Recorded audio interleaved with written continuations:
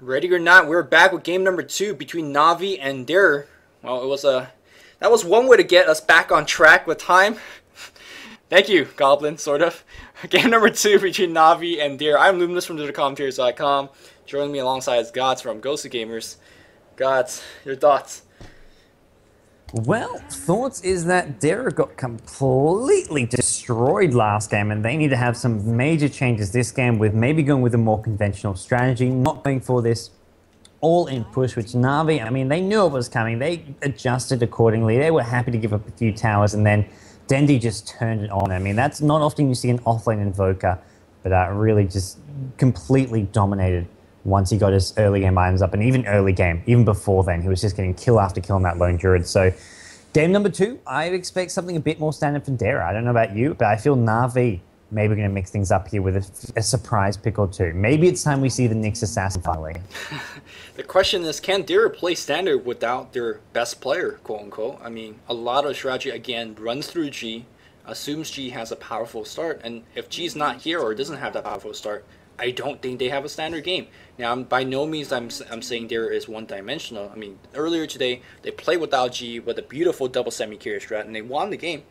But I'm not sure what standard strategy will work against one of the best. Now, one of the best team in the world does have a stand-in, although Nair played beautifully on that Witch Doctor last game, so I don't see too much fault with him playing. So, I mean, this is Navi. If you want to beat him, I gotta say, you gotta throw something out of the window. I don't think you could play straight up against Navi.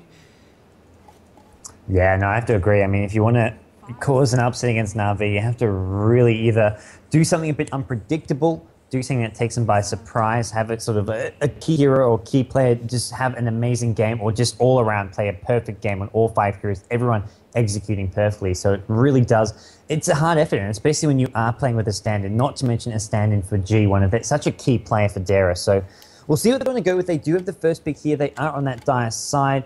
They are both Chen and Enchantress. The 2 jungle heroes still in the pool with the likely candidates for that first pick. Lycan, Darkseer, and Prophet all banned out by Puppey, not having any of it. And to me, those are the top 3 as far as bans are concerned. So we'll see them being taken out. And Enigma, wow, actually going to be the first pick for Dara. So there's something a bit different. And this, to me, it doesn't reveal too much. It's not like when you have a Keeper of the Light with an Undying. You know what's coming. You know it's going to be push, push, push. With Enigma, you can do all kinds of things. You can solo it. You can put it in the jungle. You can go for the heavy push. You can go for the mid-game sort of timing with the mech and pipe. You can even play towards the late game, pick up a hard carry later on.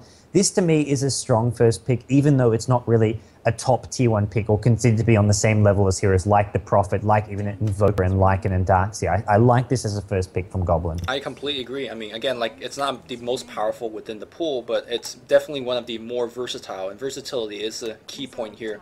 Like you said, he could go into mini laning, he could even long lane. I mean, cannot forget about the old school days where the Chinese long laned him. You talked about the mech opening, you talked about the blink opening. Many teams do it differently, but the thing that's going to steal the show is how is Navi going to be playing the Naga Siren? We've seen different builds being favored by different players. Who is going to be playing this? How are they going to build this? It's going to be crazy. Now, of course, this is from a team that has Puppey in it, and Puppey likes to do things like double Midas on Lone Druid and all that stuff. So, you know, take it with a grain of salt. You know, when you see Puppey building certain items on certain heroes.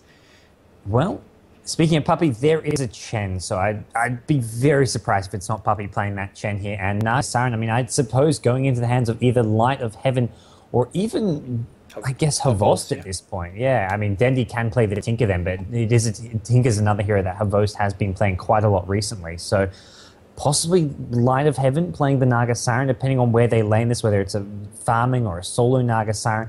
Even played as a support hero. I mean, that's something I think I would say it was a Southeast Asian thing where they'd run Naga Siren as sort of a secondary support. Although Chen generally doesn't play that number 5 position. Chen likes to get the arcane boots and mech in relatively decent time. So we'll see how they want to play that and who is in fact playing it now. Uh-oh, gods. Or perhaps me dropping the Skype call. I think my net is fine, or else you guys would not be hearing me right now. So hopefully Gods will be reconnecting back very, very soon, and he can finish up his beautiful analysis.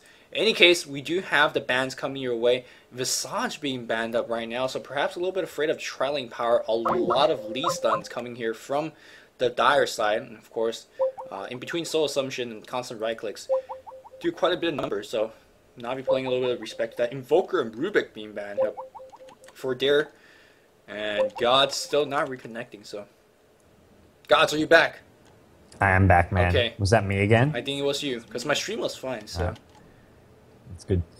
It's all right. As long as the stream is fine. I'm back. You're sounding fine, so it doesn't seem like it was like before when we got back and it was cutting in and out. So nothing much has been missed as far as picks are concerned. The one thing, I don't know if you comment on yet, we are seeing Keeper of the Light again. Yep. It looks like they are not done trying out this hero. I mean, Templar Assassin, one of the hero that was more frequently picked up. I mean, it's a ganking strat. But I feel like this is, again, something you need to do against Na'Vi. If you play against them standard, it's not going to work out. I love the Keeper, I love the TA, but suddenly, immediately, Venomancer counter pick. We might see the counter solo mid. I love the Venusaur mid against the TA. I mean, Venusaur mid was very popular. Even before TA was a pick, Venusaur mid was something that was actually done quite a bit, especially by some of the Chinese teams. It was really favored. And wow, what is Goblin got up his sleeve here? PL. The best buddies. Coddle PL, it's annoying, it's great. I mean, PL can get up that Relic and Radiance, but I feel Na'Vi, look at this mid-game coming out from them with Tinker, Veno, Lich. The lane control is there, and it looks like we will be seeing a Veno solo mid based on the fact they've also picked up Lich now as well, who's probably going to be in that support role, unless it's a Lich solo, but this looks to me like Veno solo mid to counter the TA. I don't know. I have hopes for this their lineup. Like you have strong lanes. You have strong lanes, right? Kato PL, not a joke. TA, depending who he lanes against, can be a joke, can be pretty bad. Don't forget that you could have PL going mid with Kato backing up. That can be a very strong dual lane mid. Enigma jungle sang. It's gonna be somewhat rough in the laning stage, but if you survive, and that's a big if, considering that you get up against the Na'Vi, their mid game not too shabby. TA, Blink Dagger, initiation, Sanking follow up, Enigma follow up. You have a call out for any kind of defense situation. If things goes right, I think we're gonna get a great game. Again, big if against Na'Vi. And Na'Vi, we have got Live Heaven on the Lich, so he's going to be playing that off-lane solo, just looking to spam that deny as much as possible to pull back the wave. He's gone for the boots first. On the rest of Na'Vi, we have got Havos playing the Naga Siren on the farming. We've got Near the stand-in on the Venomancer, so it's just to support Venomancer. Puppy on Chen, and then finally it's Dendi on Tinker. It looks like Tinker will be going towards the middle lane. Tinker up against the Templar Assassin. An okay matchup for the Templar Assassin, and Tinker should do not too bad. So I feel like that matchup is fairly 50-50. It depends on what build Tinker goes. I feel like he has to go Marcher Machine against a Refraction. Although, if he just wants to go for Laser and have that mischance to protect him, that's another way to do it as well. Meanwhile, on the Dire side, their art style is going to be playing the carry Phantom Lancer on the top lane. Goblin going mid on that TA. Dubas is going to be playing Keeper of the Light a second game in a row. Mag going to be farming up on the bot lane here. And seems like Feed is going to be jungling it up. And it looks like we have Gods disconnected again. We'll try to wait for him to come back. He is back, hopefully. Maybe. But I'll be here. I'll be here. Dandy on the mid lane here. And then Chen already de-warding it up. I love this. I really love this. I think they have gotten sight when the ward was placed. And this is such a downside here for Goblin without the uphill vision. I mean, you don't rely on the uphill vision like all too much. But it's very, very annoying to not have it.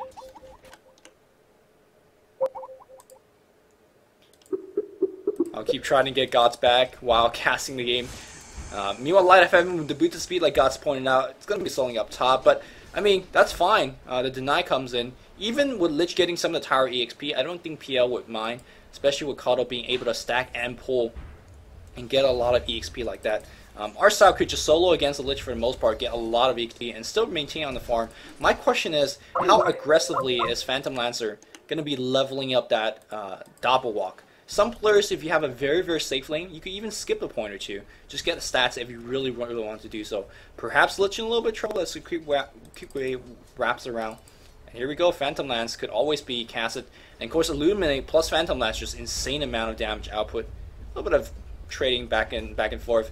If you're anyone that haven't watched, old school Dota 1 and wondering why Gods and I went crazy when the PL and Keeper of Light got picked up together, the reason being so is that Phantom Lancer is one of the few carries with a very spammable nuke. And with such spammable nuke, you keep harassing the enemy off. Chakra Magic fills you back up, and basically you have quite a bit of last hit power. Secondly, this nuke comes in from a very, very far range. The slow is very, very applicable of a chaining up with Illuminate, so you could actually throw out 3 to 400 damage, nuke damage in a single go, and that's really rough for most LDO against. But Life Heaven, with the Boots of Speed first, holding himself fine. Actually haven't took any nukes so far. That could change very quickly as we see the more harass coming in, keeping Light of Heaven on his toe. On the bot lane though, would you see a wraparound for nobody? Sand King responded very, very appropriately and in time. Meanwhile, Feed just jungling it up. So far pretty good, pretty even. And let's try to get Gods back once again. Hopefully he has fixed his net. And here comes Na'Vi responding with the level 1 push. The question is, will Sand King be able to defend this? And I really don't think so. Sandstorm is a thing. You could just park yourself with a Sandstorm. But one thing he has to be very careful is when he's walking in and as he's channeling Sandstorm. There's 2 spells that will reveal you. Even if you go into invisibility. And of course I'm talking about the Ensnare as well as the Dark Troll Warlord's Ensnare. Both based on the, you guessed it, Ensnare mechanic where they will continue to reveal you for the duration of that nuke. So he's got to be somewhat careful, even though he does have that Sandstorm. Back in the mid lane, let's check out a little bit on terms of CS. We have 4-2 on Tinker. No, 7-2 on Tinker, and we have a Goblin with 11-3. Pretty even, with Tinker falling a little bit behind. Gods, are you back? I am back. Okay. I've powered through some connection problems here. It's all good. We're in the middle of pause, so give you a little bit more time to orient yourself back in the game. I did not expect Templar Assassin to be winning the lane this hard, and skill build, getting a little bit of everything. Of course, maxing refraction, one of the best way to control the lane. Extra damage, don't get hit, and of course your bottle's coming, so you're gonna have all the runes that you ever want. Yeah, and by the looks of things, he's sitting currently on 49 mana, so he's just been spamming that refraction as much as possible to get this lasting advantage. So the fact he's used refraction a good 4 or 5 times already, I'm not too surprised to see him with a slight last hit advantage against Dendy, especially because it does give him such great base damage when you do cast that. So it will give the Templar Assassin, if he can keep the runes, if he can keep getting runes or even go for a bit of Bolocron, he will have the CS advantage at mid. There's not much Dendy can do to outlast hit him. But Dendy will be the hero who can sort of move around the map, get ganks. Interesting is Dendy has not actually skilled up anything yet. He's waiting to see if he wants the march, if he wants something else, to go for the missiles. If he can get a kill, he may go for the 2-in laser, 2-in missiles. But if he's not going to be getting any kills, he'll probably just get the march, the machines when possible. Yeah, the march machine plus a laser combination could be very key once Goblin turns level 6. Goblin might actually look to be very aggressive, thinking that the refraction will protect him under the enemy tower, but Marching Machine will really bring you down quick. Laser prevents the auto attack coming in for 2 seconds due to the mischance. So Dendy just keeping his options open. One of the, again, a good sign of a great player. If you don't need to skill it, there's no reason to skill it. Another thing to point out is that our style on the top lane is putting some points into stats. Like I mentioned earlier, sometimes you don't have to take the double walk. I know it's a great defensive spell against teams that don't get dust. But right now, you're dominating the lane. You don't expect to get ganked, at least not right at this moment. So having extra stats in for better lasting, for better HP, as well as nukes, hey, it's good. No, I have to agree. I really like this build. I mean, it's not like Chen is even in a position where he can gank. And you kind of, Derek can expect Na'Vi just to look to do their normal thing where they're going to be pressuring this bottom tower. They're not going to try and gank this Phantom Lancer until they've gotten probably both bottom towers. They're going to go for this early tier 1 tower, and I imagine they'll even go for the second tower. They're not going to be worried about the Phantom Lancing farming until they've got the first couple towers, until they get some levels and farm for themselves. And Dendy, same thing at mid. He's not going to be looking to gank, so we may see a couple points in that stats. And as you mentioned, it gives him HP, it gives him additional survivability. He can get the doppelwalk later on. And I really like this build coming out. And it's going to put Light of Heaven in a lot of trouble. I feel Light of Heaven can get pushed off this lane very, very fast. He's already low on HP. He's running out of tangos. I feel it's going to be a hard lane. He's going to have to bring out more tangos, more salves. And even then, once PL, he's got the level 2 lance already. If he gets up to level 5, it's really going to put Lich under a lot of pressure. My question is, does Keeper of the Light go to the bot lane and help out that lane and prevent it to be pushed? Or you kind of just tell Na'Vi, sure, you can push all you want. We'll try to get our farm and unmolested on the other lanes. What is the better way to go about it, do you think? I feel even if Keeper Light goes bottom, sure it's a Keeper Light. I feel he's even alone. He's not going to be able to entirely prevent the push. You've got this. He's going to slow it down, definitely. Yeah, I agree. No, he'll definitely slow it down. But with Naga Siren and Chen there, these are 2 heroes who can just run right past the tower. Naga Siren can use illusions to take.